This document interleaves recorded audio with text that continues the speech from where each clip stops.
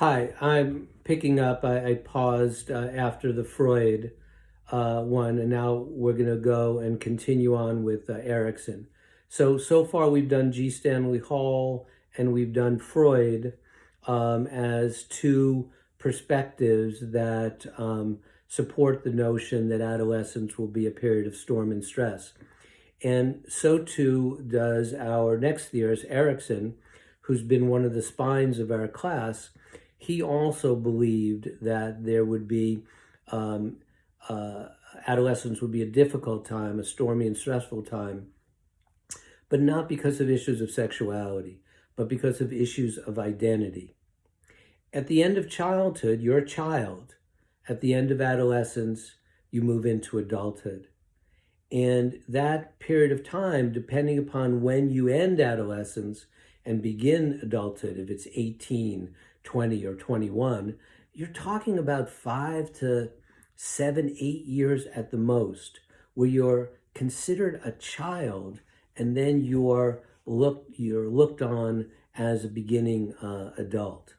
And that's a huge transition in identity. Do you remember when we talked about cognitive development and the movement from infancy and toddlerhood and sensory motor intelligence to symbolic function in early childhood?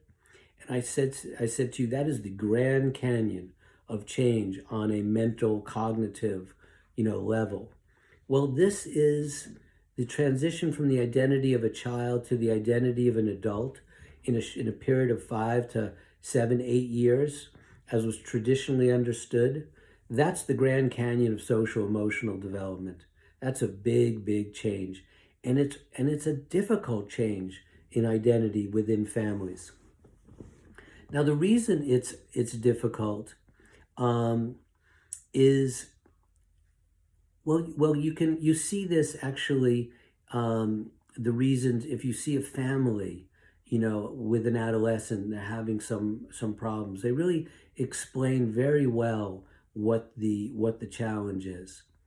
If you were to break off and talk to the adolescent individually, they'd say something to you like, "You want to know why we're having problems in the family? Why I'm having problems with my parents? It's because they treat me like a child." And I'm sick of it, and I'm not gonna tolerate it anymore. I mean, they think I'm like 8 years of age. They think I can't think, I can't make judgment. They have to like watch everything. They have to protect me from everything, and they treat me like a child. And I'm not gonna take it anymore. They need to change. They need to grow up, not just me. And so that's what the offspring, the child is going to say. They're going to focus on the parents not making the adjustment in their evolving capacities and still treating them like a child and not recognizing the growth and development that's occurred. And they're protesting. And you know what? A lot of times they're right. Um, and the problem is, while they may be right, if you talk to the parents, what you hear is that, okay, yeah, they're right, I know, but that my child lacks empathy for how difficult that is to make that transition. And they're also hypocritical about it. Let me explain those two things, because the parents are right as well. Sometimes people can have conflicts and both of them are right.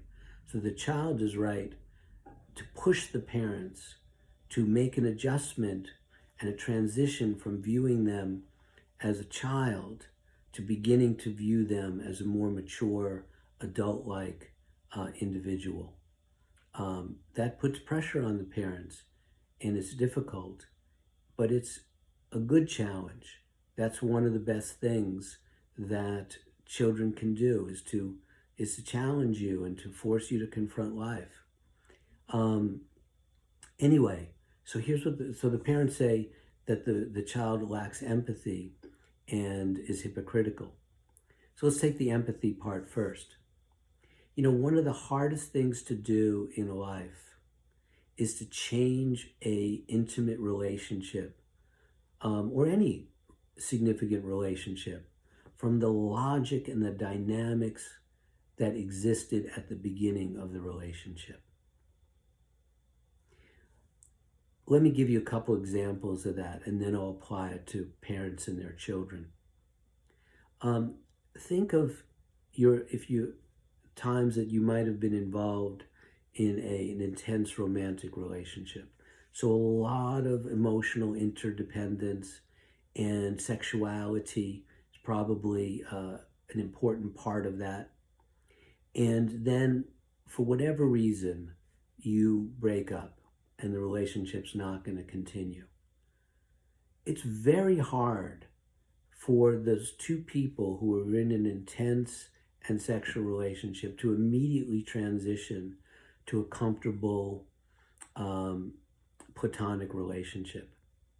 It's too great a transition from the logic that happened before.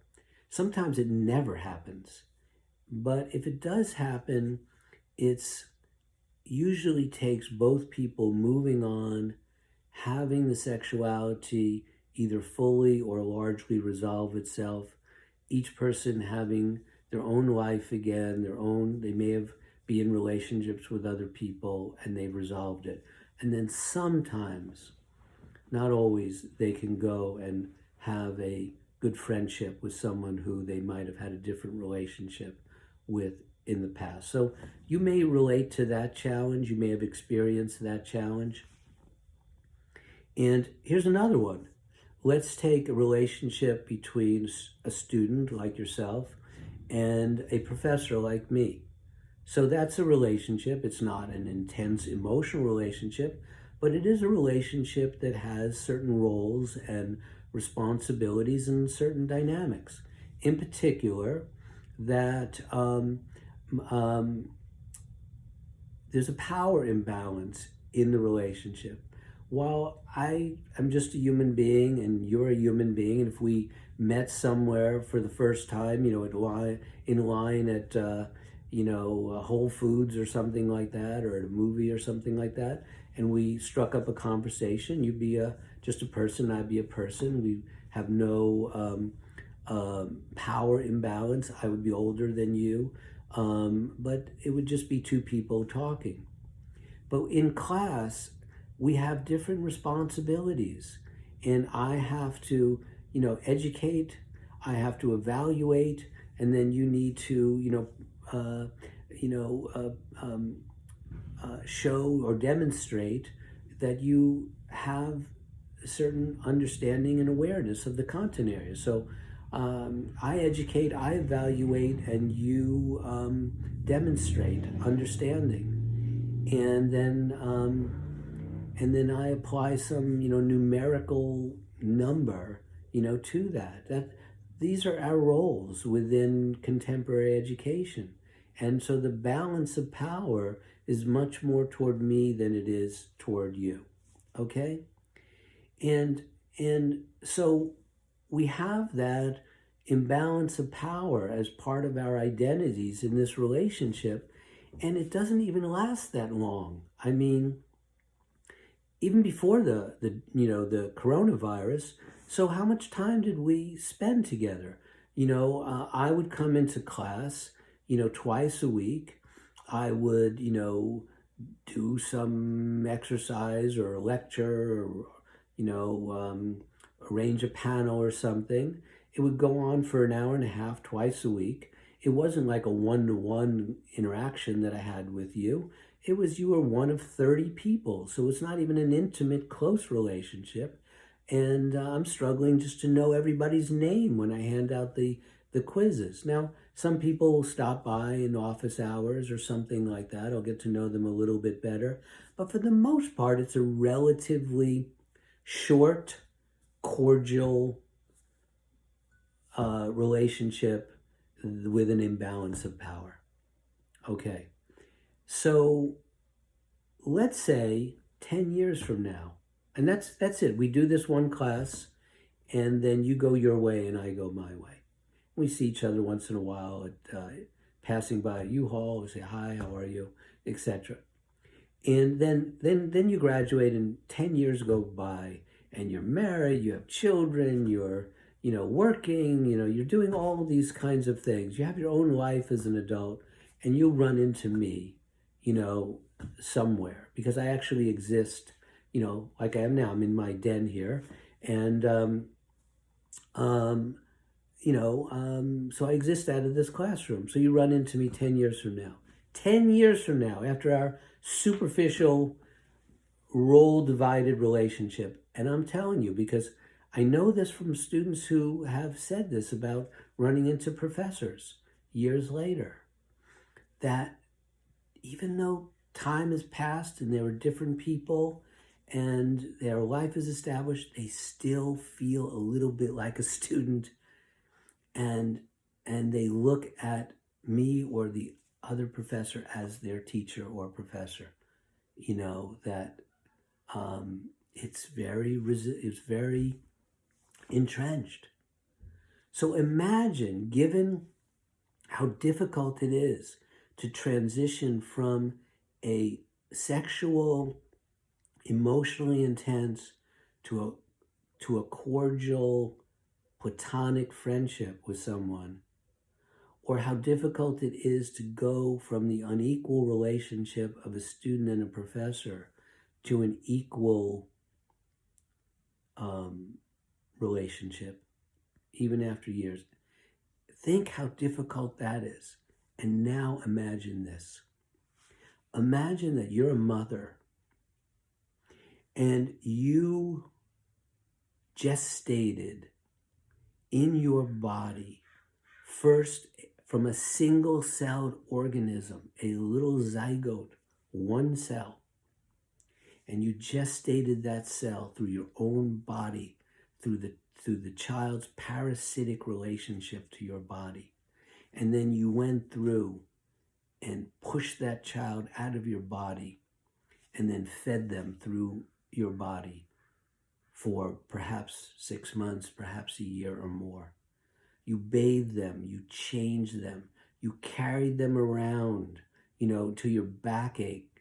You went through teething, through tantrums, through illnesses, through everything you can imagine. You taught them how to eat and get dressed and all these things. And one day, a decade or more after that, this child comes up to you and says to you, you need to treat me like an adult. Are you kidding me? Do you understand what a psychic shock that is? It's right. It's the way life is. But you have to appreciate that it's a lot easier for the kid to say this than for the parent to make that change. The kid is propelled along by the river of life. They cannot do anything else other than to get older and other than to move forward and to expand the capacity, because that's what is done in life. But the parent is the one who has to shift in ways that are not propelled, but are done through psychological and emotional effort and will. It's the right thing, but it's incredibly difficult. And a child has no freaking idea how hard that is. That's the lack of empathy. I'm not saying that a child's a bad person. They just don't understand. The other part is, and this is probably a little harder to hear, is that most adolescents are hypocritical about their maturity demands and how they want to be viewed in a more mature and adult life. Because what really they want is to be dealt with more in an adult posture when it's convenient and feels right to do that. But when they don't, but at other times they want to be treated not as an adult. And it doesn't work that way. That's called hypocrisy. For example, let's say you have a particularly testy exchange with your mom. This could be more recently. and you're feeling like your mom is like not treating you with the respect and maturity that you deserve.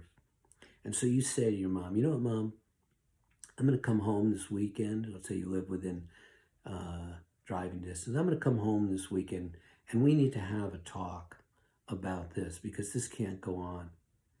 And I think when I come home, I'll bring my laundry with me because, you're always saying like you should be efficient and it's a good thing to do. So, while I'm there, while we're sitting and talking about this, maybe you could throw a couple of loads in there and, I don't know how you do it, but you fold laundry like amazing. Like when you do it, it's just all together. And when I do it, I don't know, it's not as good. So maybe you can fold the laundry too, or just take it all back, fold it and put it away there, And, so we'll talk about it and, maybe you can make some dinner or something when we're talking, because I'm sure it's going to be a long talk and we'll get hungry. So, maybe you can make my special thing here. And, oh, how could I possibly have forgotten? I'll bring over my Visa card because I was, right before I called you, I realized that the expiration date, of this card is getting perilously close. And so maybe we can talk about that because the card, of course, is attached to your bank account, so you'd have to do that, and while we're on that subject, my gas card, it takes a lot of gas to drive home, is also close to expiration. So maybe we can kind of take care of that and put some money on my, one card and, things like that. Efficiency is really good. And we'll talk about how I'm not being treated with respect. Okay. You get the point of this, conversation. When it makes sense, when everything is fine and dandy and everything, and it suits the adolescent, they want to be treated in adult posture, and they're indignant if not. But in other ways, they want to be a child. And they have to understand, they have to recognize that tension is in them and is unresolved in them as well as the parent. When you call your parents, like in a single phone call, you might call your parent and you just want to talk about a movie or, current events or something, just like you would any peer. So you want almost like an adult peer relationship. Other times you might want advice and consultation from an older person who you trust. And sometimes you just want your mom or dad, to kind of support and nurture you. And so there's three parents you want. Parent as peer, parent as trusted advisor, and parent as nurturer, protector, mommy and daddy.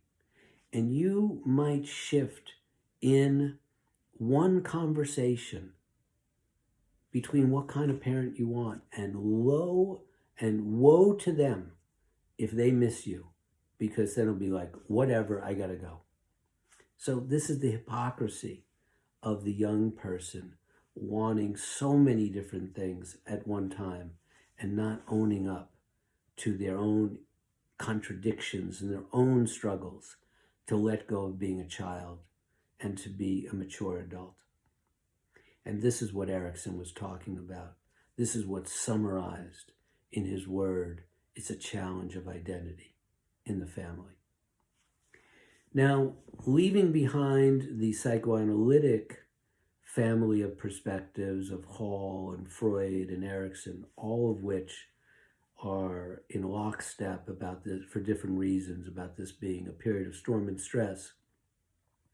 Then there's some modern theories that also support this, and these are far away from a psychoanalysis. And the first one is that the new neuroimaging studies, that is from neuroscience, support this idea that adolescence is going to be an unstable and perhaps stormy time, but for very different reasons, for brain reasons.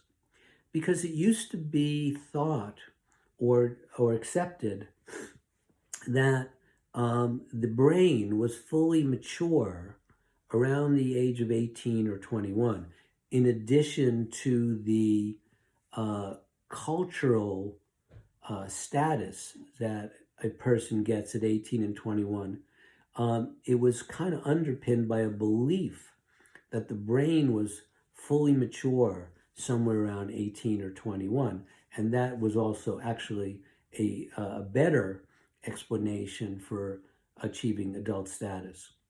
But now, as we've gotten better imaging technologies, such as fMRIs, where we can really take pictures of the activities of the brain and graphically depict them, what we found is that the brain is not fully developed at age 18 or 21. It's not fully developed until the mid-20s, 25, 26 years of age. And interestingly, the part of the brain that is the last to develop is something called the frontal cortex. Now, you know from brain and behavior that the brain has different lobes.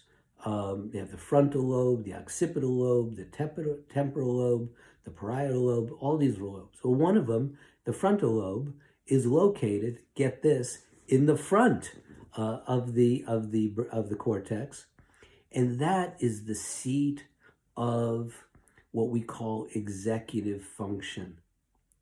All right, executive functioning are brain processes that control things like judgment, the control of impulses, the ability to learn from past behavior, to think rationally, to think in an organized kind of way.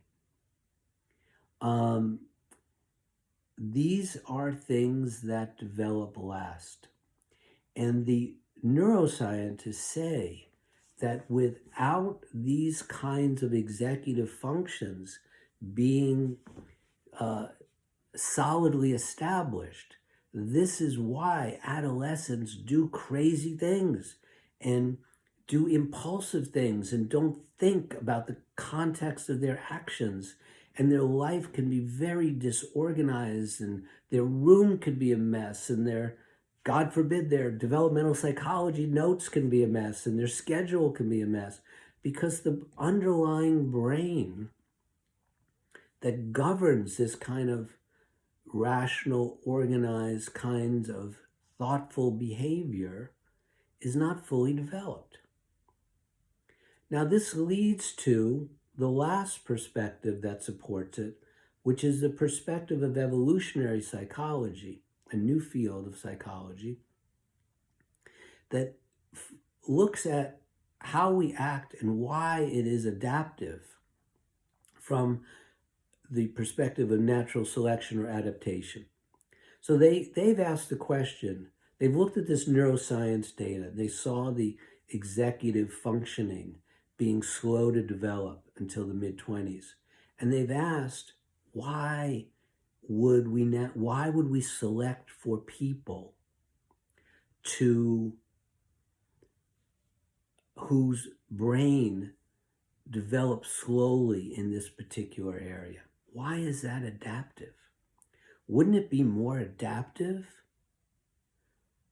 for people to have early frontal lobe damage, because then they wouldn't do stupid things like get loaded and drive on Mulholland Drive and hurt themselves or hurt people, or they would be more organized and more consider the consequences of their actions better? Wouldn't that help people survive? And the answer is, well, it probably is a risk, but there's a bigger gain. And the bigger gain is that by having these kinds of prudent, organized thinking centers underdeveloped, that the adolescent does things that throws them into life.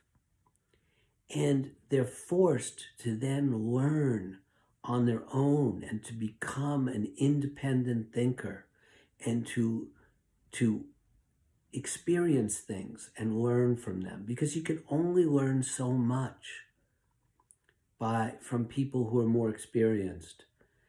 A lot of learning has to be that you go out into the world and you throw yourself into things and you learn what kind of a person you are and learn about life from those experiences.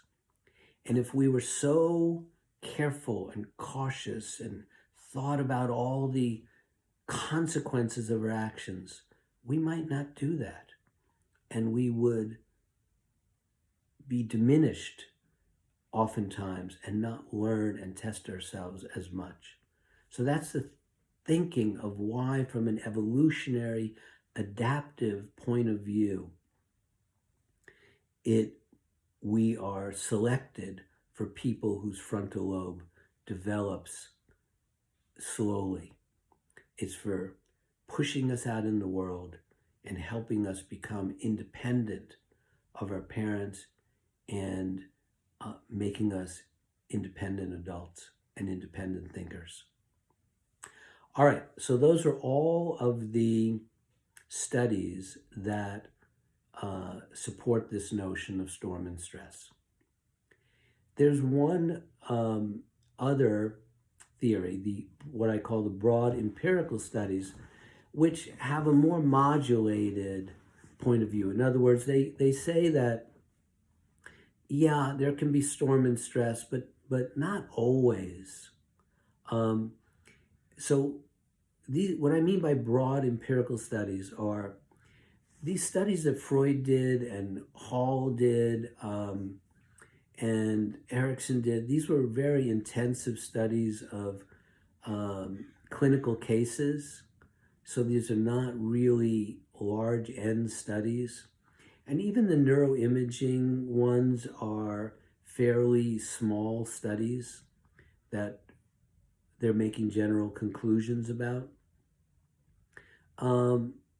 But when I say broad empirical studies, these are studies that give questionnaires out, but not to 5 or 10 or 20, but to thousands of adolescents and their families. Now, we know it's a questionnaire. We know there's bias in questionnaires. There's social desirability effect going on in questionnaires. So it's not a perfect form of data either, but at least it has a lot of adolescents and families in the sample. And these broad-based studies show that about 25% of adolescents don't have pretty much any storm or stress. Their development through adolescence is quite smooth. You know, they do fine in school. They have a friendship network that's pretty stable. They get along with their family members. And yeah, they have good days and bad days, but it's pretty stable. About 25% have that adjustment. We call that a smooth or continuous adjustment pattern. And then about 25% have a turbulent pattern where their entire adolescence is like they're in the middle of a storm, the storm and stress. They have problems at school, they have problems with teachers, they have problems in their family, they have problems with their peer group, they have unstable relationships, they are unstable emotionally, and this is pretty characteristic of their adolescent years. And so we call that a turbulent, stormy, stressful time. But the middle 50% have a combination of those things. That is, they'll have smooth adjustment, and maybe they'll have 1 or 2 periods in their teenage years where they're just not doing well, where there's a lot of storm and stress. All right, and that's about 50%. We call that episodic adjustment. No, excuse me, that's the wrong word. nix that word, surgent. Like think of like a, a surge, like a surge protector, or a surge of electricity. So you have this continuous adjustment, and then you have a surge, where adjustment gets really rocky, and then they stabilize, and then another surge. And they may have a couple of those in their adolescence. So it's a mixed pattern. So there's less in the models that support Hall's view. We're talking about, they're saying like basically 100% of adolescents are going to have, a lot of storm and stress.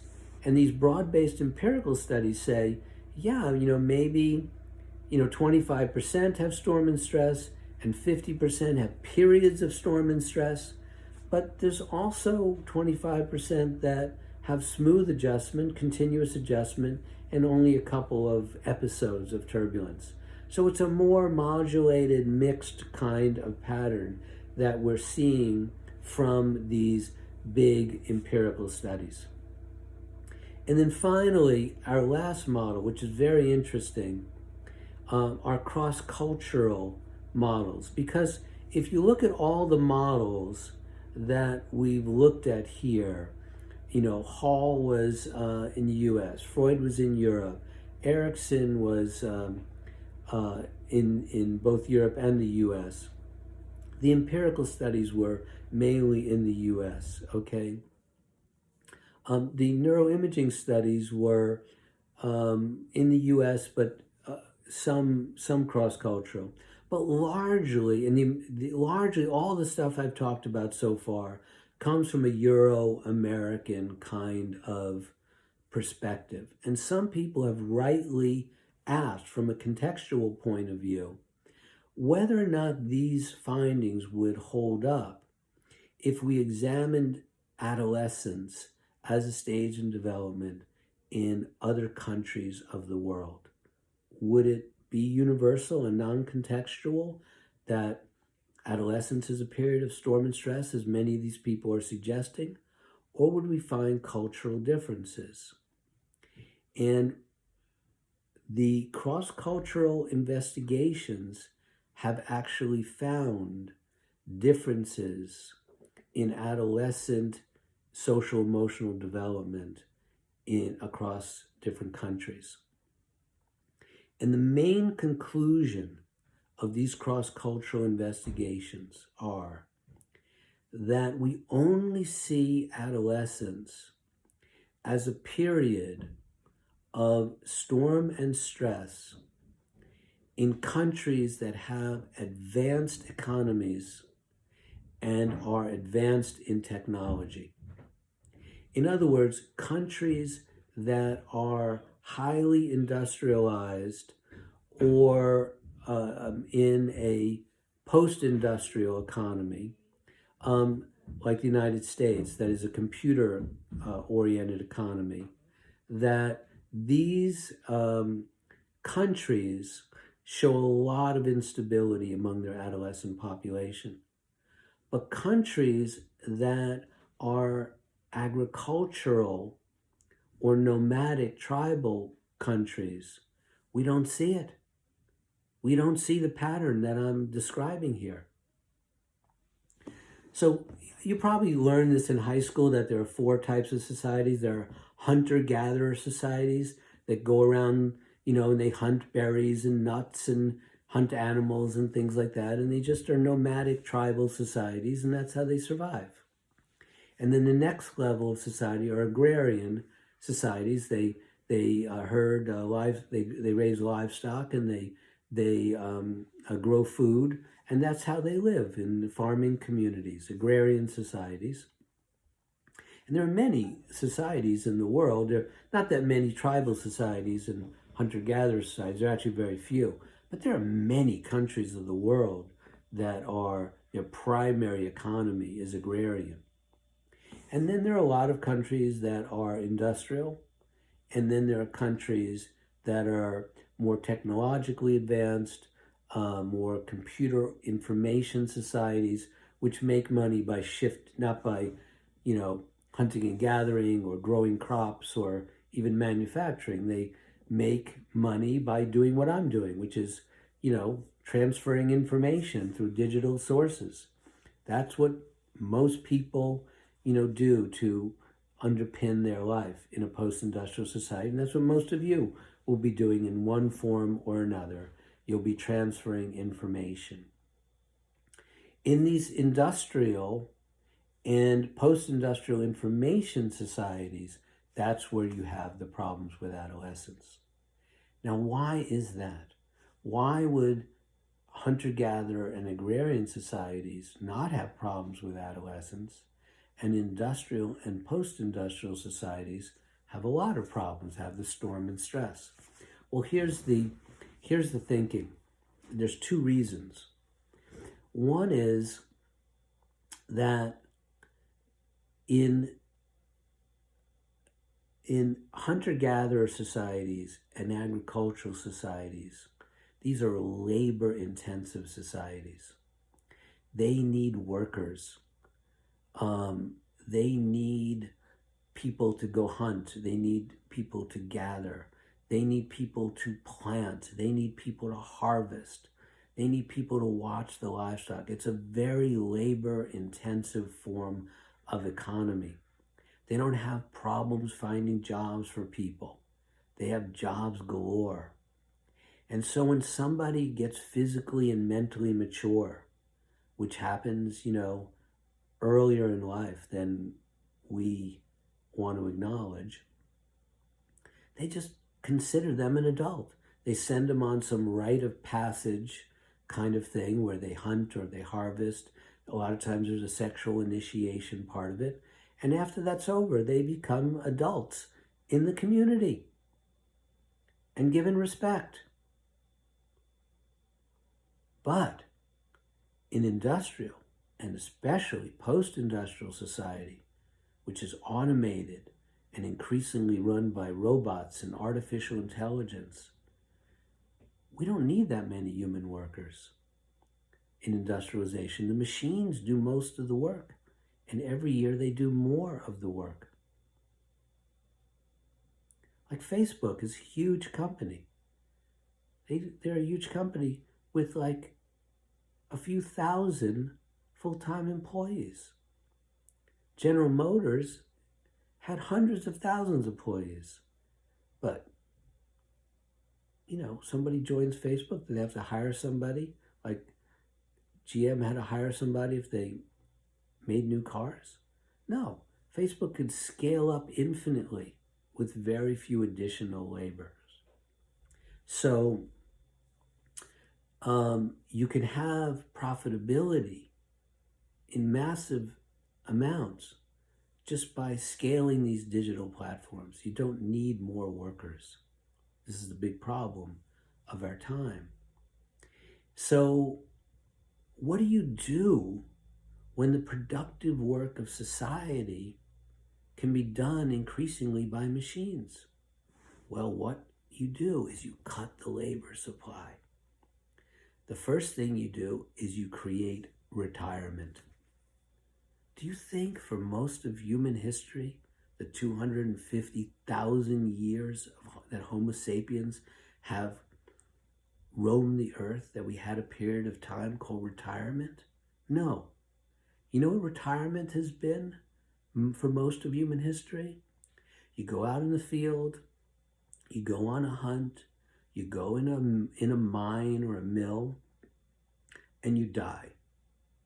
Then you're retired. So retirement and expirement were the same thing. But until you're dead, you worked. That's the way it went. But in our society, we don't have enough jobs. So first thing we do is we chop off young people, and we pass child labor laws. You're not allowed to work if you are a child. Okay, fine. I'm not in support of exploiting children in factories. But you know what? Children can get the eggs at a farm. Children can help out with the forest. Children can forest for nuts and berries, and it's not child abuse. In today's society, you can't ask a child to do anything. If you ask them to make the bed, they'll get a labor attorney and sue you, you know. So we don't have any, we cut off children and old people from working. We narrow the labor supply. We keep people in school as long as we can, and we get them out in retirement as quickly as possible. So maybe you have a 40-year core work life when you're not in education and you're not ready for retirement, instead of 60, 70 years.